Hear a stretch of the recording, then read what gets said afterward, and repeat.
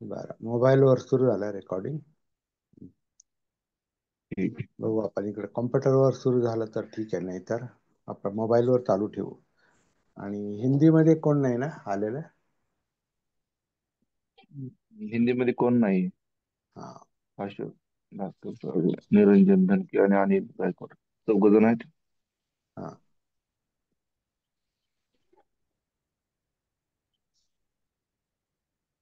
तर सर्वांना जय भीम, नमो बुद्धाय. जय जय. सर्वांना ऐतिहासिक धम्मचक्र प्रवर्तन दिनाच्या शुभेच्छा. हा ऐतिहासिक धम्मचक्र प्रवर्तन दिन आहे. याचा अर्थ असा की 2500 वर्षांपूर्वी, त्याच्या आधी 67 वर्ष, अं, तथागत बुद्धांनी जेव्हा पहिल्यांदा धम्म जगाला सांगितला, आणि जगाला सांगण्यासाठी, जगापर्यंत पोहोचवण्यासाठी त्यांनी पंचवर्गीय भिक्षूंना आधी जो धम्म सांगितला, तो हा दिवस आहे. आणि त्या दिवशी धम्मचक्र प्रवर्तित झाला, म्हणजे गतिमान झाला असं म्हटलेलं आहे. आणि या निमित्तानं जे सुत्त त्यांनी सांगितलं ते ग्रंथामध्ये धम्मचक्र प्रवर्तन सुत्त, पालीमध्ये धम्मचक्र प्रवर्तन सुत्त म्हणून त्याची नोंद आहे.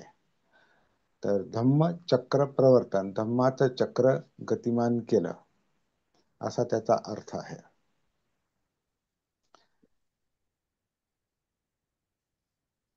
हे जे शब्द आहेत धम्मचक्र प्रवर्तन,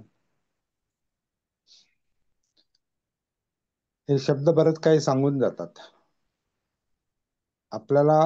खरं म्हणजे धम्माचा अर्थ तेव्हाच चांगला समजतो जेव्हा आपल्याला हे शब्द समजतात. आणि जर शब्द समजले नाही, त्यांचा अर्थ समजला नाही, त्याचा आणखीन बारकावे अन्वयार्थ जर समजले नाही, तर मग ती शिकवण लक्षात येत नाही. आणि मग बऱ्याचदा काय होतं की शिकवण लक्षात न आली नाही की मग माणूस किंवा बरेच लोक, बहुतेक लोक कर्मकांडामध्ये अडकतात. आणि कर्मकांडामध्ये अडकतात म्हणजे कसं की जे ग्रंथात वाचलेलं आहे, लिहिलेलं आहे किंवा इतरांनी सांगितलेलं आहे, तेच करणं, तसंच करणं, त्याला महत्त्व देतात. आणि एक प्रकारच्या कर्मकांडामध्ये अडकतात. आणि कर्मकांड हे पुढे जाण्यातला, म्हणजे जीवनाचा उद्देश साध्य करण्याचा, अं, जो दुःखमुक्ती आहे, निब्बाण आहे, ताणतणाव मुक्ती आहे, हा जो जीवनाचा उद्देश आहे, मुख्य उद्देश, तो कर्मकांडात अडकल्यामुळे तो उद्देश साध्य होत नाही.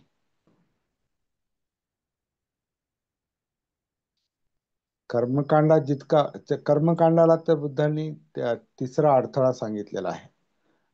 आणि त्याच्यावर आपण बऱ्याचदा चर्चा पण केलेली आहे. सती साधना किंवा जागृतीच्या कार्यशाळेमध्ये आपण अनेक वेळा त्याच्यावर चर्चा केलेली आहे.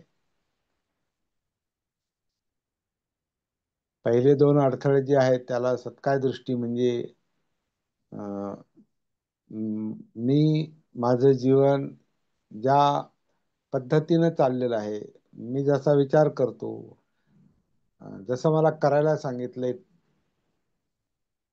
तोच मी आहे, आणि त्याच पद्धतीनं मी करणार, या सत्काय दृष्टीमध्ये, या आत्मभावामध्ये, मी भावामध्ये जे लोक अडकतात त्यांना पुढे जाता येत नाही. म्हणजे स्वतःची यातनांमधून सुटका करून घेता येत नाही. ते त्या कर्मकांडामध्ये अडकतात. आणि ते करणं म्हणजेच धम्म आचरण करणं, धम्माची प्रॅक्टिस करणं, असा एक गैरसमज निर्माण होतो. पण तो फार मोठा अडथळा आहे. मी मध्ये अडकणं, सत्काय दृष्टी, स्वकाया दृष्टी. त्याला सेल्फ व्ह्यू म्हटलेलं आहे किंवा पर्सनॅलिटी व्ह्यू म्हटलेलं आहे. म्हणजे म्हणजे मी जे करत आलेलो आहे किंवा मी जे फॉलो करतोय तेच बरोबर आहे. ते चुकीचं आहे का बरोबर आहे मला माहिती नाही, पण मी जे करतो ते बरोबर आहे, अशी बऱ्याच लोकांची धारणा असते, बहुजनांची धारणा असते. कारण बहुजन हे कर्मकांडामध्येच अडकलेले असतात. हे नेहमी इतर इतर लोकांनी सांगितलेल्या गोष्टीच फॉलो करतात किंवा ग्रंथामध्ये ग्रंथ प्रामाण्यवाद मानतात, ग्रंथालाच पवित्र मानतात, शिकवणीलाच पवित्र मानतात, विशिष्ट परंपरेलाच पवित्र मानतात, गुरुला पवित्र मानतात. जी गुरु शिष्य परंपरा बुद्ध धर्मातली नाहीये. बुद्ध धर्मातली परंपरा जी आहे कल्याण मित्रतेची परंपरा आहे. बुद्धांनी सुद्धा स्वतःला मार्गदाता म्हटलेलं आहे, हेही आपण बऱ्याच वेळा पाहिलेलं आहे. बुद्धांनी स्वतःला मोक्षदाता किंवा गुरु नाही मानलं, मार्गदाता. माझा असा असा अनुभव आहे, हा दुःखमुक्तीचा, निब्बाणाचा, बुद्धत्वाचा हा असा असा अनुभव आहे आणि तो अनुभव मी तुम्हाला सांगतोय आणि त्याप्रमाणे करून पहा. या आणि पहा. या स्वतःमध्ये या आणि पहा म्हणजे व्हेरीफाय करा. तो त्याची शहानिशा करा, पडताळून पहा. जसं सोनं तपासून पाहतो असं म्हटलेलं आहे, ग्रंथामध्येच उल्लेख आलेला आहे.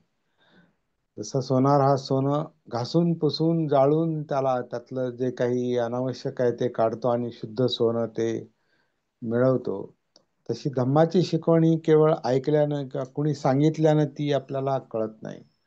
जे आपण ऐकतो, जे वाचतो ते त्याचा पडताळा केला पाहिजे, त्याची शहानिशा केली पाहिजे, त्याची योग्य अयोग्यता तपासून पाहिली पाहिजे. धम्म असा आहे म्हणून ए ही पस्सिको, या आणि पहा असा तो हे आहे. त्याच्यामुळे आपण आता सुद्धा सती धम्मचिंतन या सदराखाली आपण जे काही बोलतोय किंवा चर्चा करतो, याचा अर्थही तोच आहे की आपण केवळ कर्मकांड म्हणून ह्याच्याकडे पाहत नाही, तर आपण शहानिशा करतो. सती धम्मचिंतन जागृतपणे आपण चिंतन करतो.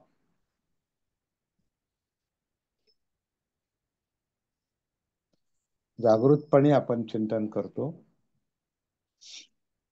धम्मचिंतन करतो, पण सती आहे त्याच्यामध्ये, भानावर राहून. आणि भानावर राहून याचा अर्थ असा, सती धम्मचिंतन याचा अर्थ असा की आपण धम्माच्या थेट संपर्कात जाऊन आपण धम्मचिंतन करतो. आणि धम्म म्हणजे मन आहे, मनोधम्म आहे. मनोधम्मापर्यंत गेल्याशिवाय आपल्याला धम्मचिंतन करता येत नाही, धम्म पाहताच येत नाही, धम्म दिसतच नाही. आणि मनोधम्मांपर्यंत म्हणजे मनापर्यंत पोहोचण्यासाठी आपल्याला माहिती आहे, आपण हे अनेक दिवसांपासून पाहतोय की मनोधम्मांपर्यंत मनापर्यंत पोहोचायचं असेल तर आधी या कायेमध्ये उतरावं लागतं. आणि कायेत उतरून आपण काया पाहतो, कायेतल्या जाणीवा पाहतो, अनुभवतो. त्या जाणीवा, त्या वेदना, फिलिंग्स ज्याच्यामध्ये सुख दुःख आहेत, ते सुख दुःख चित्ताचा परिणाम आहे, इमोशन्सचा परिणाम आहे, लोभ द्वेषाचा परिणाम आहे, हे आपण पाहतो.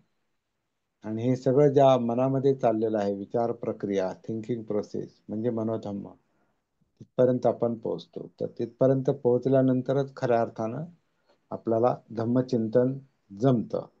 धम्म दिसला, धम्म जाणवला, धम्म जाणवले, एक नाही, धम्म एक नाही, अनेक आहेत. मनोधम्म जाणवले तर त्याच्यावर आपण जागृतपणे चिंतन करू शकतो. नाहीतर मग ते केवळ माहिती आहे, त्याच्याविषयी वाचलेलं आहे, त्याच्याविषयी ऐकलेलं आहे. तर ते चुकीचं आहे असं नाही, पण त्याच्यातून आपल्याला जे आपण ऐकतो वाचतो त्याचं जर व्हेरिफिकेशन झालं नाही, त्याची जर शहानिशा केली नाही, ते जर अनुभवाशी पडताळून पाहिलं नाही, अनुभवातून पडताळून पाहिलं नाही, तर मग ती गोष्ट केवळ माहिती ठरते. आणि मग तेच कर्मकांड आपण करतो की हा मला माहिती आहे, मला माहिती आहे, मग मी हे करतो तेच बरोबर आहे. तर अनेक लोक करतात, त्याच्यामुळे मी करतो ते बरोबर आहे, म्हणजे असं त्या चुकीच्या धारणेमध्ये, मिथ्या दृष्टीमध्ये अडकतो.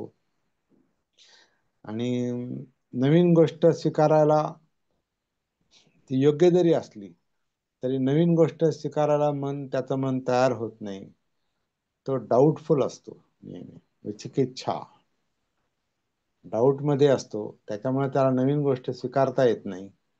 आणि ज्याला नवीन गोष्ट स्वीकारता येत नाही, तो जुन्या गोष्टींच्या कर्मकांडामध्ये अडकतो. त्याला शीलबद्ध परामास किंवा शीलोरत परामर्शचं बंधन म्हटलेलं आहे, फेटर, संयोजन म्हटलेलं आहे, त्याच्यामध्ये तो अडकतो.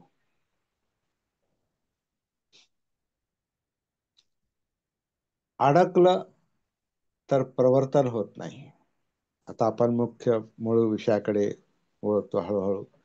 प्रवर्तन होत नाही. प्रवर्तन म्हणजे गती सापडत नाही. गती सापडत नाही. गती सापडणं फार महत्वाचं आहे. बुद्धांना आता सुगत सुगत म्हणतात. सुगत म्हणजे त्यांना चांगली गती मिळालेली, चांगली गती सापडलेली आहे. सुगतीत आहेत म्हणजे दुर्गतीत नाहीत, असा त्याचा अर्थ आहे. तर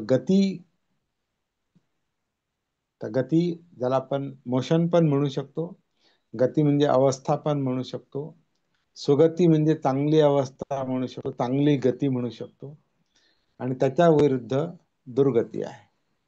तर सुगती पाहिजे असेल, प्रवर्तन पाहिजे असेल, धम्मचक्र प्रवर्तन जर आपल्याला अनुभवायचं असेल, तर आपल्याला धर्माच्या संपर्कात यावं लागतं, म्हणजे मनोधर्मांच्या संपर्कात यावं लागतं.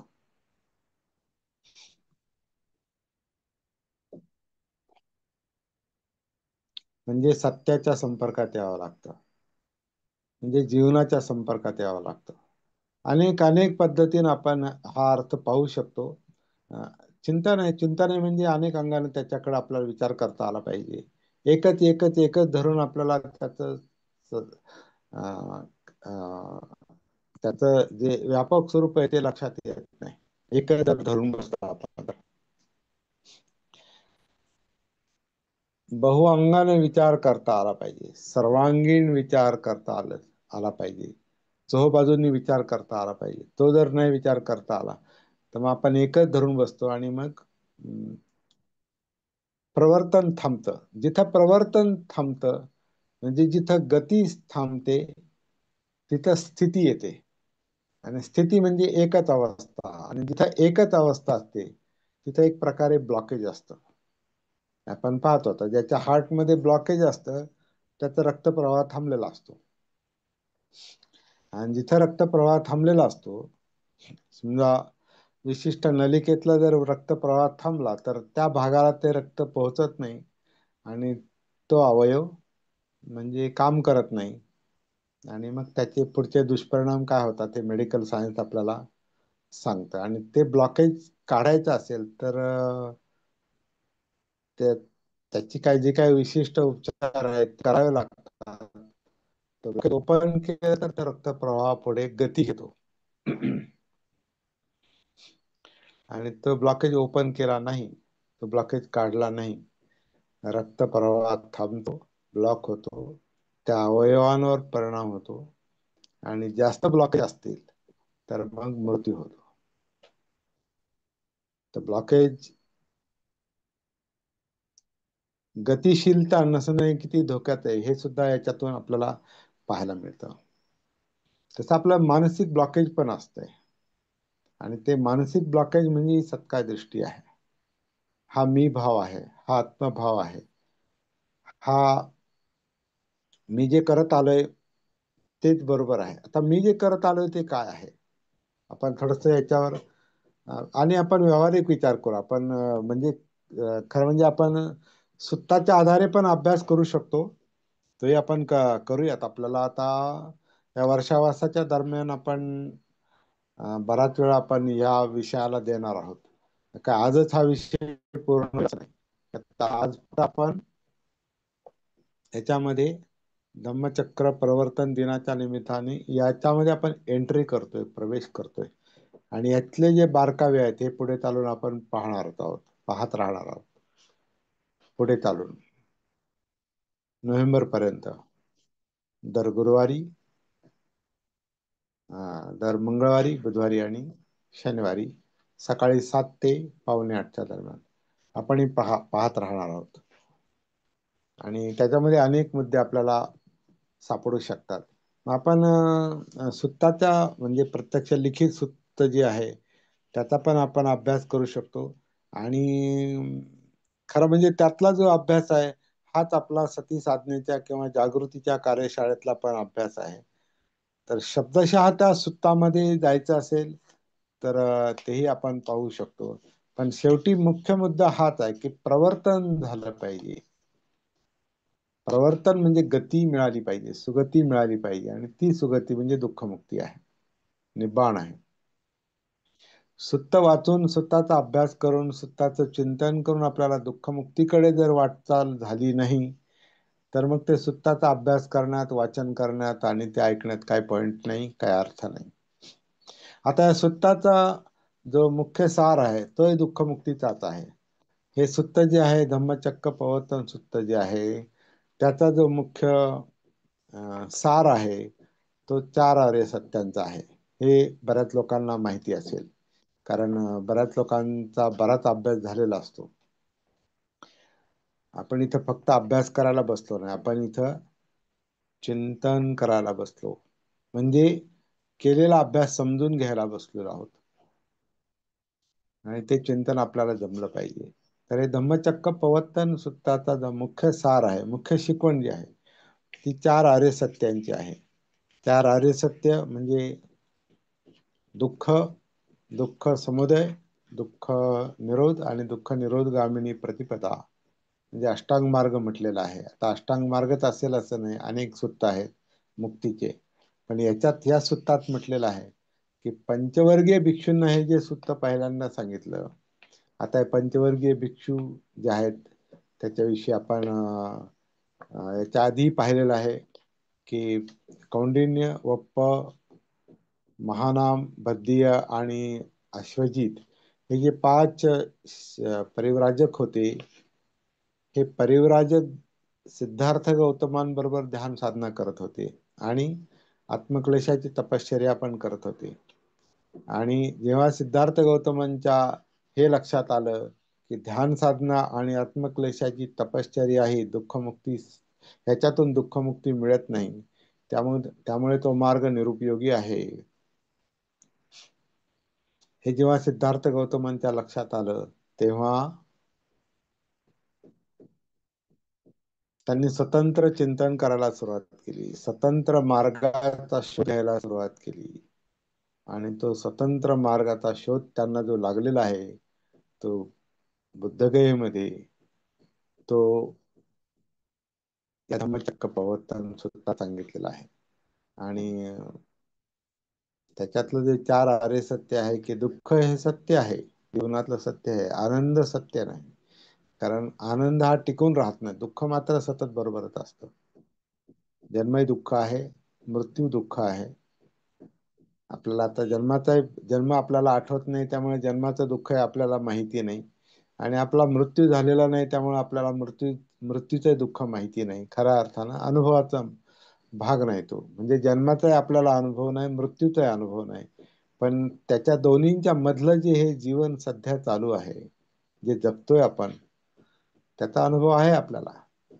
पण त्याचा अनुभव आपल्याला बारकाईने तेव्हाच होऊ शकतो जेव्हा आपण जीवनाशी कनेक्ट होऊ शकतो, जेव्हा कनेक्ट होण्यामध्ये आपण यशस्वी होतो.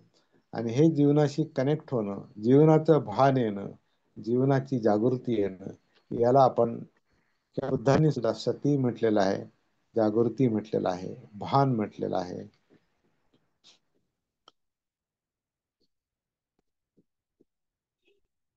तर हे पंचवर्गीय भिक्षू जे होते हे बुद्धांच्या बरोबर जे ध्यान साधना करत होते आणि आत्मक्लेश करत होते, ते बुद्धांनी ध्यान साधना आणि आत्मक्लेश तपश्चर्या सोडून दिल्याबरोबर ते त्याचे शत्रू झाले.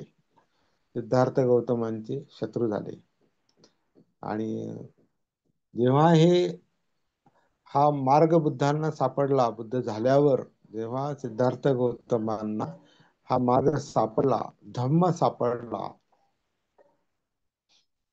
जोपर्यंत धम्म सापडत नाही तोपर्यंत ते भव असतं, भवचक्र असतं.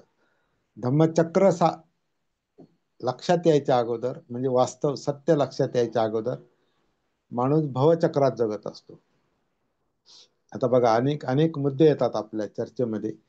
हे सगळे मुद्दे एकाच वेळेला आपण चर्चेला घेऊ शकत नाही, परंतु अं, जो जो मुख्य प्रवाह आहे, त्या मुख्य प्रवाहाशी आपण कनेक्टेड राहू, जीवनाशी कनेक्टेड राहून आपण हे सगळे शब्द, या सगळ्या शिकवणींचा हळूहळू हळूहळू आपण शोध घेऊ शकतो, उकल करू शकतो, त्याच्यावर चिंतन करू शकतो. आणि चिंतन करण्यासाठी आधी जागृतीचा अभ्यास करू शकतो. असे हे मुद्दे आहेत, बरेच मुद्दे आहेत. तर हे जे पंचवर्गीय भिक्षू त्यांच्यावर नाराज झाले होते, ते नाराज झाले तेव्हा अं, सिद्धार्थ गौतम बुद्ध झाल्यानंतर जेव्हा त्यांना सांगायला आले, तर त्या नाराज पंचवर्गीय भिक्षूंनी असं ठरवलं की यांना आपण प्रतिसाद द्यायचा नाही. म्हणजे तो आता गौतम आलेला आहे, सिद्धार्थ गौतम आलेला आहे, आणि त्यानं हा मार्ग, तपस्येचा मार्ग सोडलाय, आणि आता त्याला काय मिळणार आहे? तपस्येचा मार्ग सोडून आणि ध्यान मार्ग सोडून. त्यामुळे आपण त्याचं स्वागत करायचं नाही, त्याला बसायला टाकायचं नाही, त्याला पाणी द्यायचं नाही, काही करायचं नाही, असं ठरवतात ते पंचवर्गीय भिक्षू. तर ठरवतात खरं, पण त्यानं जे ठरवलं ते करायला त्यानं धाडं झालं नाही. कारण, आता कारण काय असेल आपल्याला माहिती नाही, परंतु बुद्धाचं व्यक्तिमत्व पाहिल्यानंतर म्हणा, किंवा बुद्धांनी बोलायला सुरुवात केल्यानंतर म्हणा, त्यांना राहवलं नाही. बुद्धाला पाहूनच त्यांना राहवलं नाही. त्यामुळे जे ठरवलं ते करू शकले नाही. मग काय केलं त्यांनी? तर बुद्ध जवळ आल्यानंतर त्यांनी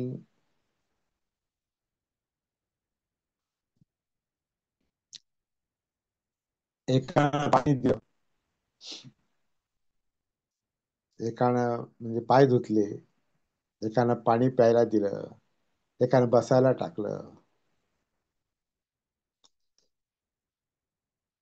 तर सत्य असं असतं, इथं चुकीचा माणूस स्वतःच्या संकल्पावर ठाम राहू शकत नाही.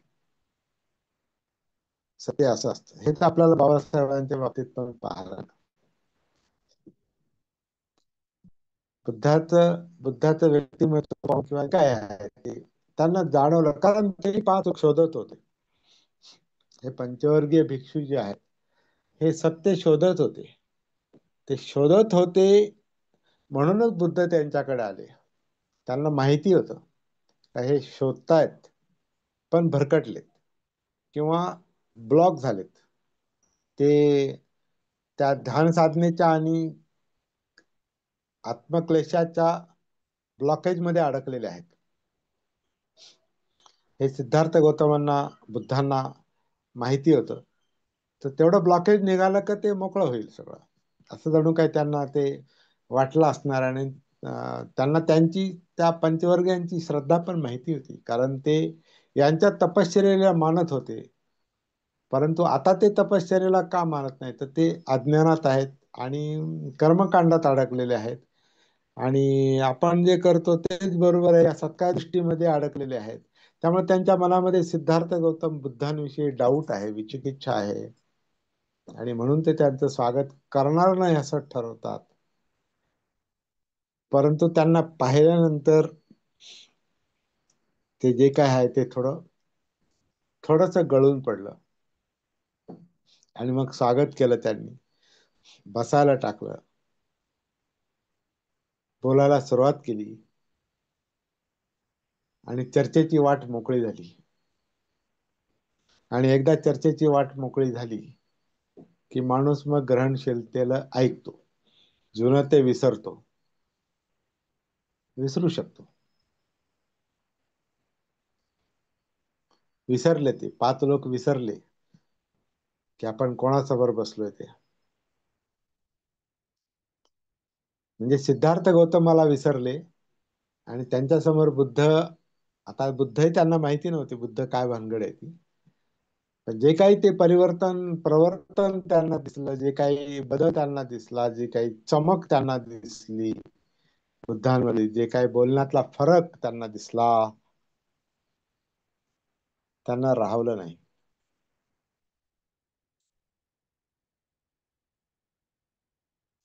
आणि मग चर्चेला सुरुवात झाली. आणि मग चर्चेमध्ये बुद्धांनी जे काही सांगितलं ते कसं सांगितलं, काय सांगितलं, कशा पद्धतीने सांगितलं, हे धम्मचक्र प्रवर्तन सूत्रात सांगितलं तसंच असं असं नाही. याची पण आपल्याला काळजी घ्यावी लागते. बाबासाहेबांनी हे पण सांगितलेलं आहे का निकायांमध्ये सुतांमध्ये जे काही सांगितलंय ती बरेच शिकवणी अशा आहेत बुद्धांची शिकवण आणि बुद्धांचं चरित्र, जीवनशैली, त्यांचं चरित्र हे गोंधळात टाकणारं बनवलेलं आहे. पण सगळंच आपण टाकू शकत नाही. ते काय म्हणतात ना, आ, आपण जेवण झाल्यानंतर ताटात हात धुतो आणि ताटातलं पाणी फेकतो पण ताट नाही फेकत. ताट परत आपल्याला स्वच्छ करून ते वापरायचं असतं. त्याची शिकवण आपण टाकून देऊ शकत नाही. पण आहे तशी स्वीकारायलाच पाहिजे असे बुद्धांची शिकवण नाही, बाबासाहेबांचं म्हणणं नाही. तर पडताळून पहा, तपासून पहा, जागृतपणे त्याचं परीक्षण करा. त्याच्याबद्दल लोभही ठेवायचा नाही, द्वेषही ठेवायचा नाही. हे असंच आहे, हे आहे, हेच फायनल आहे असंही म्हणायचं नाही. आणि हे सगळं टाकून देण्याच्या लायकीचं आहे असंही म्हणू शकत नाही आपण. कोणतीही गोष्ट घ्या, ऐकलं पाहिजे, जागृतीपूर्वक ऐकलं पाहिजे, जागृतीपूर्वक वाचलं पाहिजे, पाहिलं पाहिजे आणि जागृतीपूर्वक चिंतन केलं पाहिजे. पंचवर्गीय भिक्षूंना सांगताना बुद्धांनी जे सांगितलं ते सर्वसाधारण असं होतं, जे धम्मचक्र प्रवर्तन सुद्धा आपल्याला सांगतं. सर्वसाधारणपणे ते म्हणतात की अं, काय म्हटले त्यांना, भिक्षू म्हटले किंवा जे काय म्हटले ते, बंधूंनो, जीवन जगण्याची 2 टोकं असतात म्हणे. एक कामेसु काम सुखल्लिकानुयोगो आणि अठ्ठकेलमथानुयोगो. अठ्ठकेलमथानुयोगो म्हणजे आत्मक्लेशाचं एक टोक असतं विरुद्ध टोक, आणि एक टोक असतं कामतृष्णेचं, कामछंद, काम म्हणजे इंद्रिय सुख. इंद्रिय सुखाच्या मागे एकतर माणूस धावतो आणि त्याच्यात समाधान मिळालं नाही किंवा मग तो आत्मक्लेशाची तपश्चर्या करायला पाहतो, जे सिद्धार्थ गौतम हे पंचवर्गीय करत होते आधी, ध्यान आणि आत्मक्लेश.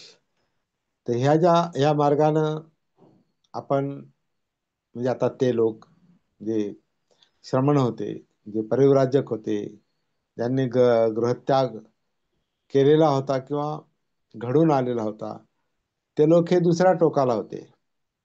कामसुखाचा, इंद्रिय सुखाचा अनुभव त्यांनी आधी घेतलेला होता. म्हणजे पंचवर्गीयांनी घेतला आणि सिद्धार्थ गौतम ते तर राजपुत्रच होते, तर त्यांनी तोही अनुभव घेतला. ह्याही दुसऱ्या टोकाला ते अं, सिद्धार्थ गौतम गेलेले होते, मागं फिरले. पंचवर्गीय अजून त्याच्यातच होते. कौंडिन्य, ज्याला पहिल्यांदा धम्म समजला बुद्धांनी सांगितलेला, म्हणून त्यांचं नाव आधी येतं. कौंडिन्य, वप्पभद्दीय, महानाम, अश्वजित, हे 5 परिव्राजकांना ते अजून त्याच्यातच होते. त्या आत्मक्लेशाच्या, त्या ध्यान साधनेच्या, त्या त्या दुसऱ्या टोकाच्या याच्यातच आहे, का त्यांनी दुःखमुक्ती मिळेल. तर बुद्ध त्यांना म्हणतात की ही दोन टोकं असतात, आणि ही दोन टोकं माणसं सुख मिळवण्यासाठी धडपडतात, आनंद मिळवण्यासाठी धडपडतात, आणि या दोन टोकाने प्रयत्न करतात. एक तर इंद्रियांना जे पाहिजे ते द्या, जे काय पाहायचे ते पहा, जे काय ऐकायचं ते ऐका, जे गंध पाहिजे तो घ्या, जे खायचं ते, जी चव जिभेची चव आहे ती घ्या, त्वचेला जे पाहिजे ते घ्या, मनात जे येईल ते विचार करा. हे जे सहा इंद्रियांची भूक आहे, ती भूक क्षमा आणि आनंद घ्या, इंद्रिय सुखाचा आनंद घ्या, हा एक मार्ग आहे. परंतु त्या मार्गानं आपण संतुष्ट होऊ शकत नाही, आपल्याला दुःखमुक्ती मिळू शकत नाही. तात्पुरता आनंद मिळतो, परंतु दुःखमुक्ती मिळू शकत नाही. आणि हे लक्षात आल्यावर माणूस पटकन दुसऱ्या टोकाला जातो, की नाही आता मग ह्याला त्रास देऊ, या इंद्रियांना त्रास देऊ, ह्या शरीराला त्रास देऊ, मनात जे विचार येतात त्याच्याप्रमाणे करायचं नाही, त्याला विरोध करायचा. ध्यान साधनेमध्ये एका विषयात गुंतवून घ्यायचं आणि बाकी सगळ्या गोष्टीला विरोध करायचा. आणि मग त्याच्यामध्ये दिवसभर किंवा 5 दिवस किंवा 10 दिवस किंवा 20 दिवस किंवा 40 दिवस किंवा वर्षानुवर्ष, काही लोक तर वर्षानुवर्षे या ध्यान साधनेच्या आणि क्लेशाच्या याच्यात अडकून असतात. त्याच्यातून त्यांना ती अवस्था मिळत नाही, दुःखमुक्ती मिळत नाही. पण ते कर्मकांड बनतं आणि ते दुसऱ्या टोकामध्ये जगत असतात. आणि याच्यामध्ये बहुतांश वर्ग आहे, आजही आहे, आणि पहिल्या याच्यात तर आहेच आहे. कामसुख, कामसुखाच्या मार्गावर किंवा द्वेषाच्या मार्गावर, आत्मक्लेशाच्या मार्गावर. आणि या दोन्हीमध्ये यश मिळालं नाही तर तिसरा एक भाग त्याच्यामध्ये निघतो, आणि तो म्हणजे द्वेष वाटतो. जर आपल्याला इंद्रियांच्या सुखात आपल्याला आनंद नाही मिळाला, आणि तपश्चर्या ध्यानात आत्मक्लेशात पण आनंद नाही मिळाला, तर माणूस एकूणच तो द्वेष करतो, जीवनाचा द्वेष करतो, जगण्याचा द्वेष करतो, आणि एक हिंसेच्या मार्गावर पण जाऊ शकतो. म्हणजे आत्मक्लेशी हिंसाच आहे, आत्मक्लेशी हिंसा आहे. ध्यान साधणं हे दुसरं टोक आहे. म्हणून कामतृष्णा म्हणजे इंद्रिय तृष्णा, दुसरी तृष्णा भवतृष्णा, म्हणजे मला असं बनायचे, असं करायचे, असं ध्यान करायचे, असं मला प्राप्ती करायची, ह्या दुसऱ्या टोकाला जाणे भवतृष्णा. आणि याच्यात यश मिळालं ना ते माणूस विभव तृष्णेमध्ये अडक, नाही नाही हे काहीच नको, हे सगळं काय निरर्थक आहे, बकवास आहे. मग त्रास द्या, आत्मक्लेश करा, स्वतःला त्रास द्या. मग त्याच्यामध्ये तो एक प्रकारे स्वतःचीच एक प्रकारे हिंसा करतो. म्हणजे ती हिंस्र प्रवृत्ती जी आहे ती स्वतःची हिंसा करते, इतरांची पण करू शकते. तर असं असं ते भरकटणं चालू आहे. तर बुद्ध ते लक्षात आणून देतात की हे जे हे जी दोन टोकं आहेत, किंवा ह्या तीन तृष्णा ज्या आहेत, ह्यात दुःखात मूळ आहे, ते अजून दुःख निर्माण करतात. कारण त्याच्यातून कधीच मुक्ती मिळत नाही, दुःखमुक्ती मिळत नाही. ते फक्त कर्मकांडाचा भाग बनतो. खोट्या समाधानामध्ये माणूस वागतो, जगतो.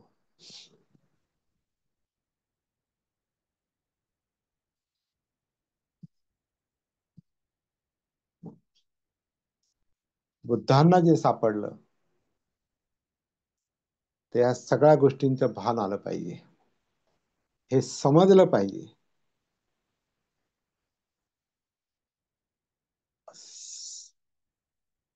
हे समजणं जे आहे ते जागृतीतून येतं. म्हणून बुद्धांना जो मध्यम मार्ग सापडला, या दोन टोकाच्या कामसुख आणि कामसुखल्लिकानुयोगो, आत्मक्लेश अत्तकिल मथानुयोगो, याचा मधला जो मार्ग सापडला तो जागृतीचा आहे. म्हणून बुद्धांना सम्मा संबुद्ध म्हणजे संपूर्ण जागृत म्हटलं जातं, कारण त्या जागृतीच्या आधारित त्यांना तो मधला मार्ग सापडलाय. तो सतीचा आहे, आत्मभानाचा आहे, जागृतीचा आहे. आणि मग जीवन समजायला लागतं. त्या जागृतीमुळे त्यांना समजलं की जीवनाची ही दोन टोकं आहेत. जोपर्यंत त्या दोन टोकाला माणूस असतो तेव्हा ते कळतही नाही आपण काय करतो आणि कुठे कोणत्या दिशेने चाललोय. म्हणजे कामसुखात असणाऱ्या माणसाला कळतच नाही आपण कामसुखामध्ये आहोत. इकडे आत्मक्लेशाच्या ध्यानाच्या मार्गावर माणसाला कळतच नाही आपण कुठे अडकलो. त्याला खोटं समाधान मिळतं. हा चला मला हे करायला सांगितलंय मग हे करतोय मी. आणि ते जरा वेळ बरं पण वाटतं कारण इकडचा ताप जरा कमी होतो. कामसुखातला ताप जरा कमी होतो. ते विषय कमी होतात. म्हणून जरा बरं पण वाटतं. पण दुःखमुक्ती नाही मिळत. तर ही गोष्ट बुद्धांना जागृत झाल्यामुळे लक्षात आलेली आहे. आणि तोच मध्यम मार्ग त्यांच्या लक्षात आल्यामुळं त्यांना अष्टांग मार्ग सापडला असं म्हणता येईल. आणि तो अष्टांग मार्ग म्हणजे सम्यक दृष्टी आहे, सम्यक संकल्प आहे, सम्यक वाचा आहे, सम्यक कर्मांत आहे, सम्यक आजीविका आहे, सम्यक व्यायाम आहे, सम्यक सती आहे आणि सम्यक समाधी आहे. ते समाधी म्हणजे दुःखमुक्ती आहे. समाधी म्हणजे व्यक्तिमत्वाचं एकत्रित येणं आहे. भटकणं बंद होणं आहे. भ्रमंती बंद होणं आहे. अं, डोक्यात जे अनेक विचिकिच्छेचे विषय असतात, डाऊट संपलेला आहे. म्हणजे आता हे करू का ते करू, ह्या मार्गाने जाऊ का त्या मार्गाने जाऊ, हा डाऊट संपलेला आहे. तो संपलेला आहे म्हणून चित्त स्थिर आहे, मन स्थिर आहे, मनोधम्म शुद्ध झालेले आहेत, विशुद्ध झालेले आहेत. ती समाधीची अवस्था आहे. ती व्यक्तिमत्वाच्या एकीकरणाची अवस्था आहे. एकत्रितपणाची अवस्था, कॉन्सन्ट्रेटेड स्टेट ऑफ माइंड. मनाची एकाग्रता आहे ती. मनाची एकाग्रता ही मन कुठेतरी एकाग्र केल्याने नाही साध्य होत. मनाची भटकंती थांबली पाहिजे. मनाचं विचलन थांबलं पाहिजे. डिस्ट्रॅक्शन थांबलं पाहिजे. डाऊट्स थांबले पाहिजेत. स्वतःबद्दलचे जे डाऊट्स आहेत किंवा मार्गाबद्दलचे जे डाऊट्स आहेत, शंका आहेत, हे करू का ते करू, हे थांबलं पाहिजे. मग माणसाला समाधीची अवस्था येते. तर ती समाधी हे टार्गेट आहे, ते ध्येय आहे. आता आपण हे आपल्या अनेक सत्रांमध्ये हे पण पाहिलेलं आहे सती जागृतीच्या कार्यशाळेमध्ये, की हा जो अष्टांग मार्ग आहे, सम्यक दृष्टीपासून सम्यक समाधीपर्यंतचा हा अष्टांग मार्ग, याला अनुलोम अष्टांग मार्ग म्हटलेला आहे. आता अनुलोम अष्टांग मार्ग म्हणजे अं, सुलट क्रमानं, तो खरं म्हणजे उलट क्रम आहे. प्रॅक्टिकली तो उलटा क्रम आहे. थेरी म्हणून तो सुलट आहे. सम्यक दृष्टी, सम्यक संकल्प, वाचा कर्मांत, आजीविका, व्यायाम, सती आणि समाधी, हा अनुलोम अ- अष्टांग मार्ग म्हणजे थेरी आहे का. अशा अशा पद्धतीने समाधीपर्यंत, दुःखमुक्तीपर्यंत आपण जाऊ शकतो. पण प्रॅक्टिकली हे उलट आहे असं माझं अनुभवातून मत आहे. प्रॅक्टिकली आपल्याला आपल्याला आपलं विस्कळीत चित्त, विस्कळीत व्यक्तिमत्व, विस्कळीत मन, आपल्या जीवनातला विस्कळीतपणा जो आहे हा कमी कमी करत करत आपल्याला एक एक जो आहे तो एक एक समाधी, चित्ताची एकाग्रता, चित्ताची शांतता मिळाली पाहिजे. हे ध्येय आहे, हे उद्देश आहे हे करण्याचा. ते तो उद्देश आपल्याला असेल तर आपले प्रयत्न त्या दिशेने जाऊ शकतात. म्हणजे समाधी आधी येते, समाधीचा संकल्प आधी येतो. पण तो संकल्प कधी येतो, या जीवनामध्ये उतरलं तर, या जीवनाचं भान आलं तर.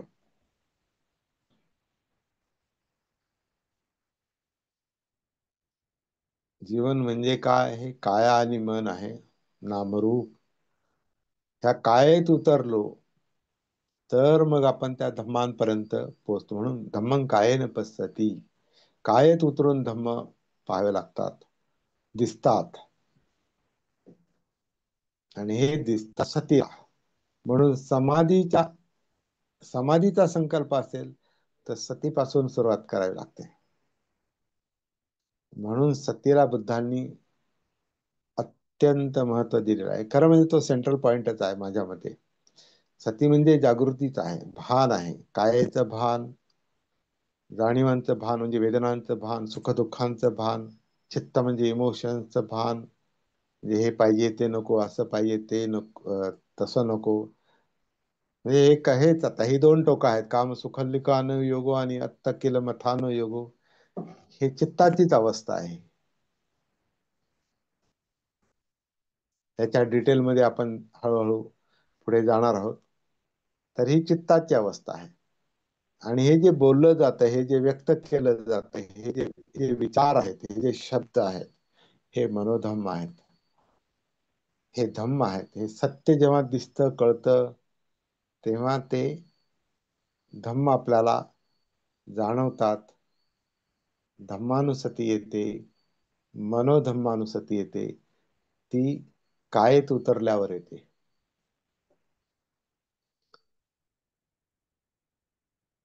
म्हणून समाधी पाहिजे असेल तर सती पाहिजे. म्हणून सतीची साधना, त्याच्यासाठीच व्यायाम करावा लागतो, म्हणजे प्रयत्न करावे लागतात. ते प्रयत्न हे धम्मं कायेन पश्यति या याच्यामध्ये येतात.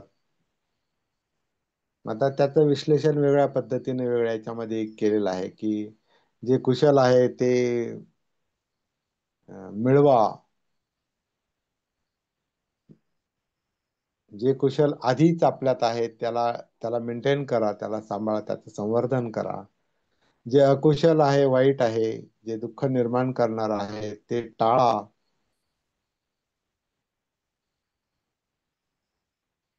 आणि जे जे आपण जे अकुशल जे अकुशल आपल्यामध्ये आहे ते टाळा. आणि नवीन अकुशल करू नका, वाईट करू नका. वाईट असेल तर ते काढून टाकाय, ते त्याला त्याच्यातून बाहेर कसं पडायचं त्याच्यासाठी प्रयत्न करा. नवीन वाईट करू नका. चांगलं असेल तर चांगलं करत राहा, कुशल करत राहा. नवीन कुशल करण्याचं, चांगलं करण्याचा प्रयत्न करा. असे ते सम्यक व्यायामाचे 4 प्रकार सांगितलेले आहेत.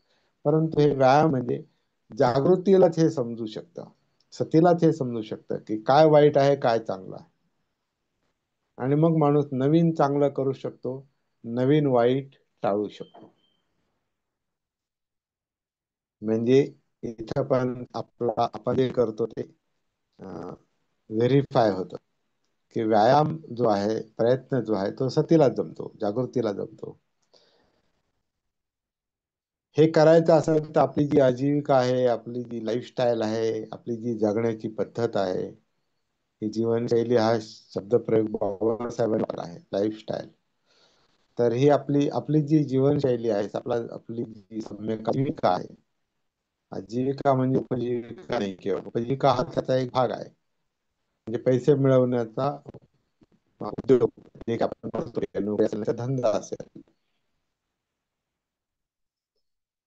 तर उपजीविका आहे. आजीविका म्हणजे जीवन जगण्याची पद्धती.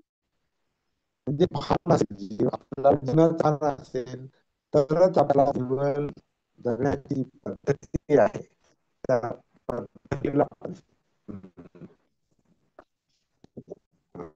अवलंबन करू शकतो. चार्जिंग डाऊन झालेला आहे, त्याचा अवलंब आपण करू शकतो. सम्यक आजीविका, त्याप्रमाणे आपले संबंध म्हणजे आपली बदलते. कर्मांत म्हणजे कायिक कृती, कर्म बदलत, कायिक आणि वाचिक कर्म बदलत.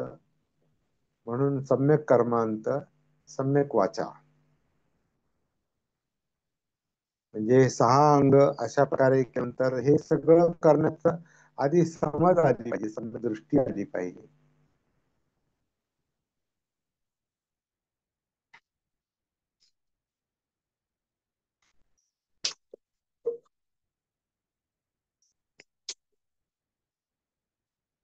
आज जरा सगळ्या अडचणी आहेत, सत्र चालवण्यामध्ये.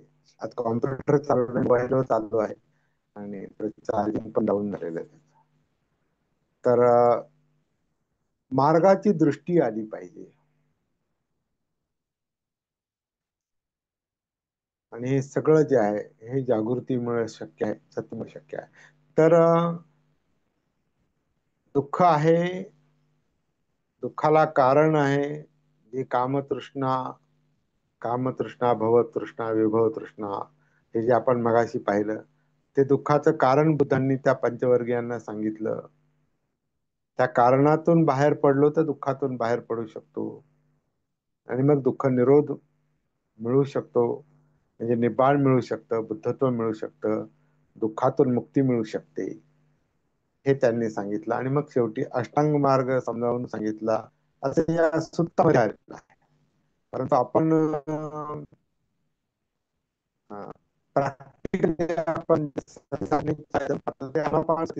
आधारे आपण पाहण्याचा प्रयत्न करतो. आपल्याला काही लोकांना त्या अनुभव आपण पाहतो.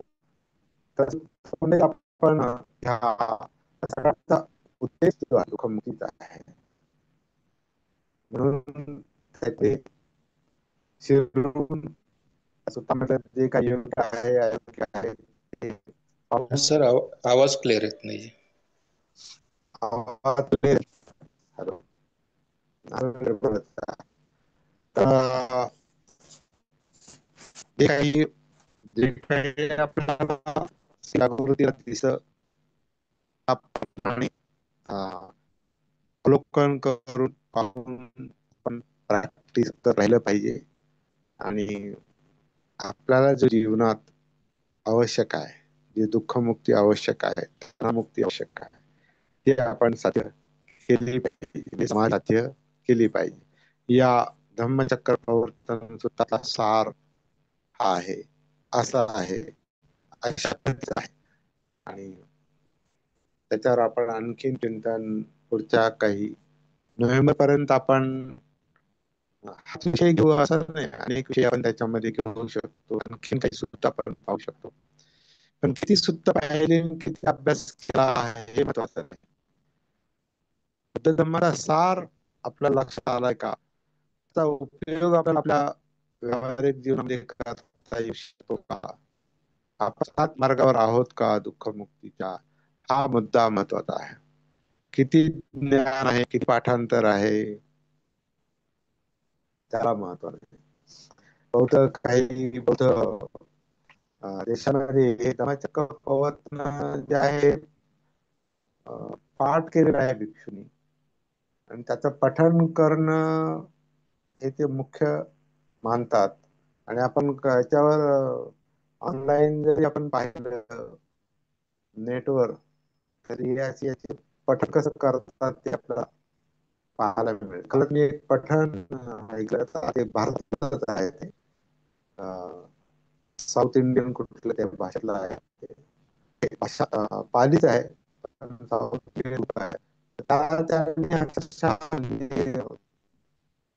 आवाज क्लिअर येत नाहीये सर. आता काय करावं, यमन रागामध्ये त्यांनी बसवलेलं आहे ते. हॅलो, आवाज येतो का? नाही सर, आता शेवटचे 2-4 मिनिटं कसलाच आवाज, म्हणजे बोललेला काही कळत नव्हतं. अच्छा, आता येतो का आवाज? रेकॉर्डिंग मध्ये चांगलं आहे हे ऐकायला. आता माहित नाही, रेकॉर्डिंगचं बटन तर लावलेलं आहे, जर रेकॉर्डिंग झालेलं असेल तर ठीक आहे, रेकॉर्डिंग मध्ये नसेल चांगलं झालं, ऐकायला. रेकॉर्डिंग मध्ये दुसऱ्यांदा रेकॉर्डिंग मध्ये ऐकलं चांगलं ऐकायला. बरं होऊया.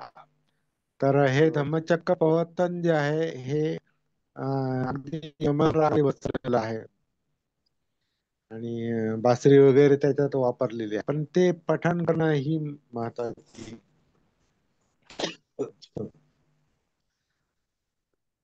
महत्वाची बाब नाही. सगळं वाईट नाही, शब्द माहिती असलेलं वाईट नाही, परंतु त्या सूत्रातल्या प्रत्येक पदाचा अर्थ आपल्याला लक्षात आला पाहिजे, आला पाहिजे.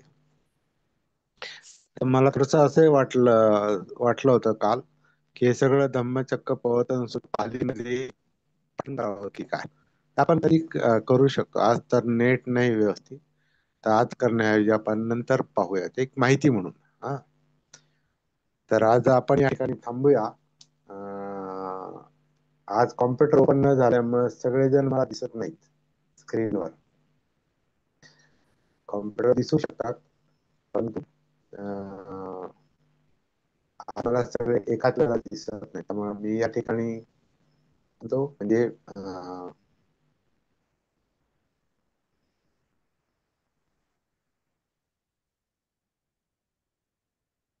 रेकॉर्ड